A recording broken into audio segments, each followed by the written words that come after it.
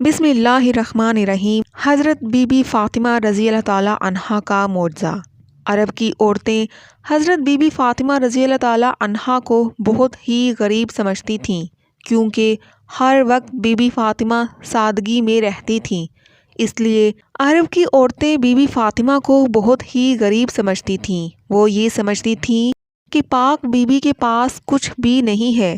حضرت be be Fatima رضی اللہ تعالیٰ عنہا کی صحاوت کی باتیں وہاں کچھ عورتیں کرنے لگیں۔ ان عورتوں میں سے ایک منافق عورت بولی کہ میں نہیں مانتی کہ بنت رسول اللہ کے پاس کوئی معجزہ ہے یا کوئی دولت ہے، وہ ہر وقت سادگی میں رہتی ہے۔ اس بات کو جاننے کے لیے وہ عورت حضرت بی بی فاطمہ رضی اللہ تعالیٰ عنہا کے گھر پہنچی تو آپ نے دروازہ کھولا، اس عورت کو اندر بلایا، گھر میں بٹھایا تو وہ عورت بولی، اے بنت رسول، آپ کی صحاوت کے چرچے سر عام ہو رہے ہیں، آج میں بھی چاہوں گی کہ آپ مجھے بھی کچھ دکھائیں۔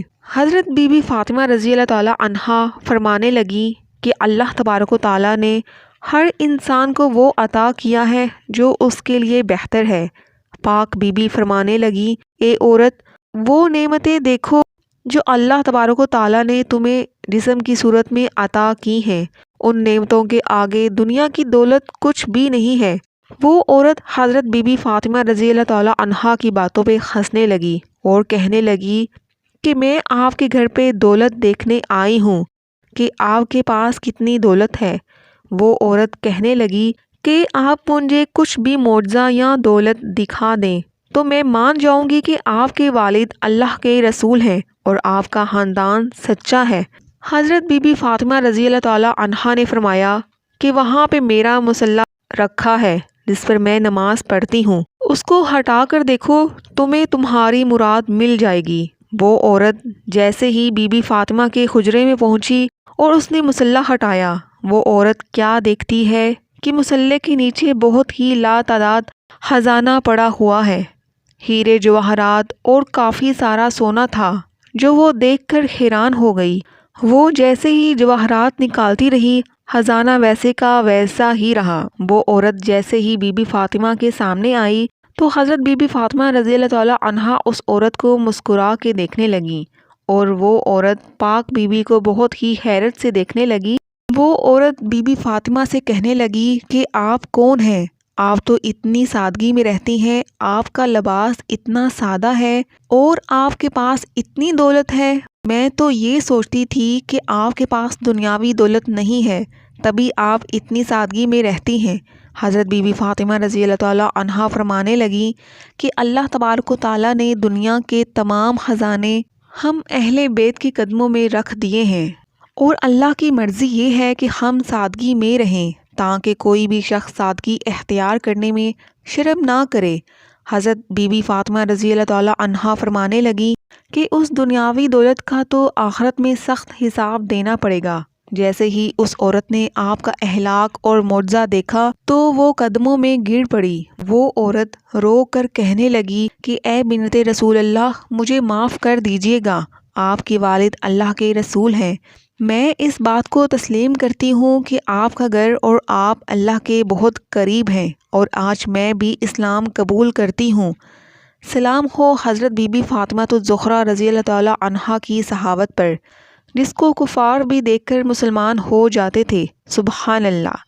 حضرت بی بی فاطمہ رضی اللہ تعالیٰ عنہا کے پاس جو کچھ بھی تھا وہ آپ نے اللہ تبارک و تعالیٰ کی راہ میں دے دیا اور اپنے پاس کچھ بھی نہ رکھا۔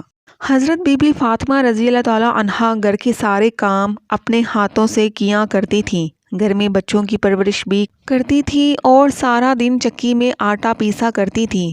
ہر وقت بی بی فاطمہ سادگی میں رہتی تھی۔ ایک عورت حضرت بی بی فاطمہ رضی اللہ تعالیٰ عنہا کے پاس آئی اور کہنے لگی، اے بنت رسول اللہ، میرے 3 سوال ہیں۔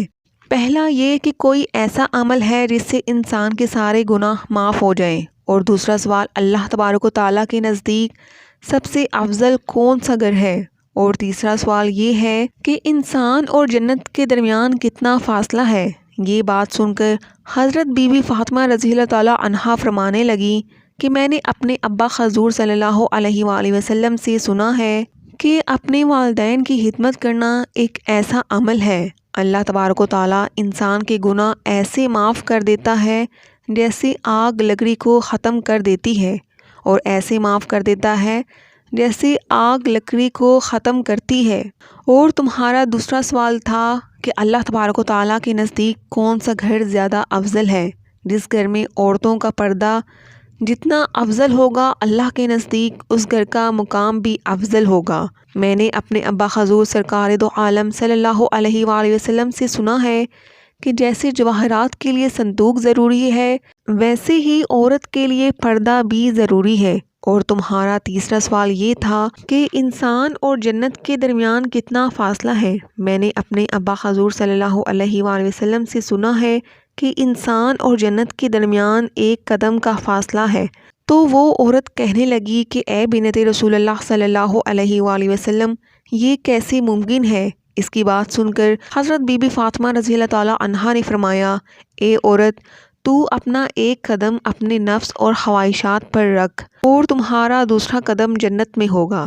سبحان اللہ، کتنا عظیم اور کتنا شان والا تھا میرے نبی پاک صلی اللہ علیہ وآلہ وسلم کا گھرانہ، کہ جس کے اخلاق اور سادگی کو دیکھ کر کافر اور یہودی بھی مسلمان ہو جایا کرتے تھے اور اسلام قبول کر لیا کرتے تھے۔